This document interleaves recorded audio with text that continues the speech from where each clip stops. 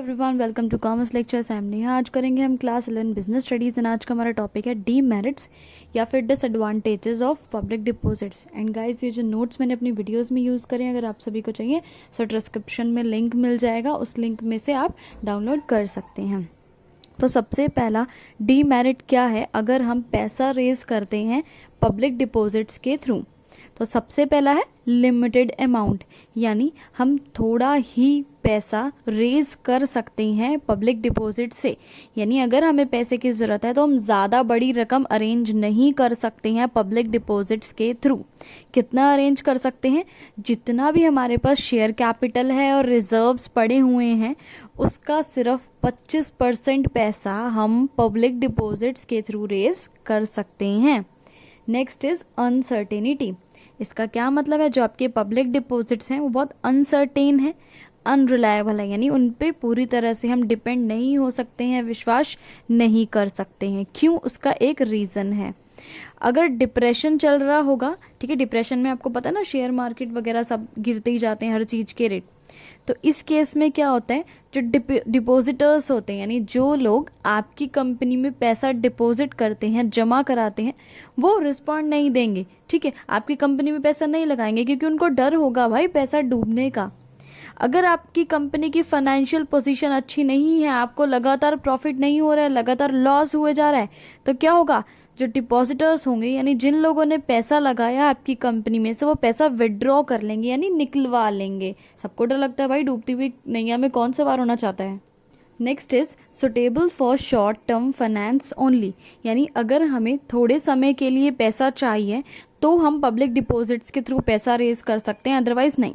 इसका रीज़न है कि जो पब्लिक डिपॉजिट्स होते हैं उनका एक मेच्योरिटी पीरियड होता है, ठीक है, एक टाइम बाद मेच्योरिटी पीरियड हमें यानी पैसा वापस करना पड़ता है। जैसे कि 6 महीने से लेके 3 साल तक मैक्सिमम हमें जो भी हमने डेट फिक्स करी है उस डेट को जिन जिन लोगों से पैसा लिया है वो सभी वापस करना पड़ता है। सो कंपनी इन पर बिल्कुल डिपेंड नहीं हो सकती है। अगर उसे लॉन्ग टर्म यानी बहुत सालों के लिए पैसा चाहिए, 15-20 सालों के लिए पैसा चाहिए, तो इस पर डिपेंड नहीं हो सकती, उसे कोई और ऑप्शन चूज करना पड़ेगा। Next, hindrance to growth of capital market, यानी पब्लिक डिपॉजिट्स जो है वो कैपिटल मार्केट को आगे बढ़ने नहीं देते हैं, ग्रो नहीं करने देते हैं। पब्लिक डिपॉजिट्स, हैम्पर का मतलब है रोकना, रुकावट बनना, ठीक है। कैपिटल मार्केट को ग्रो क्यों नहीं करने देते हैं? इसका भी एक रीज़न है, क्योंकि हम पब्लिक डिपॉजिट्स का ज़्यादा यूज़ करेंगे। वाइड स्प्रेड यूज़ का मतलब है बहुत हद से ज़्यादा यूज़ करेंगे तो क्या होगा, हमारे जो इंडस्ट्रियल सिक्योरिटीज़ है उसकी कमी आ जाएगी। देखो, कैपिटल मार्केट सबको पता है ना क्या होता है, जहाँ पे शेयर्स का ट्रेड होता है, ठीक है, शेयर्स और सिक्योरिटीज़ बेची जाती हैं और खरीदी जाती हैं। अगर सभी कंपनियां पब्लिक डिपॉजिट्स के थ्रू पैसा रेज कर लेगी तो शेयर मार्केट में भाई सिक्योरिटीज़ कौन निकालेगा, कौन उधर पैसा इन्वेस्ट करेगा? कैपिटल मार्केट तो डूब जाएगी, है ना। तो पब्लिक डिपॉजिट्स का अगर ज़्यादा यूज़ किया जाता है तो क्या होता है, कैपिटल मार्केट ग्रो नहीं कर पाती है। Next is not suitable for new companies, यानी कोई कंपनी नई है तो उसकी आपको गुडविल नहीं होती है, पता है, उसकी कोई गुडविल नहीं है, उसके बारे में कोई नहीं जानता है।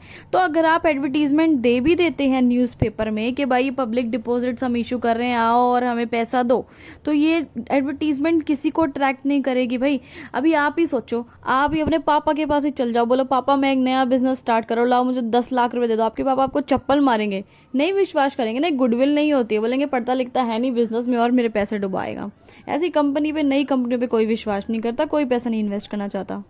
नेक्स्ट है suitable for conservative investors only, यानी ये जो पब्लिक डिपॉजिट्स हैं ये सिर्फ उन्हीं इन्वेस्टर्स के लिए ठीक है जो बहुत कंजर्वेटिव हैं, यानी बहुत कॉशियस हैं, ठीक है।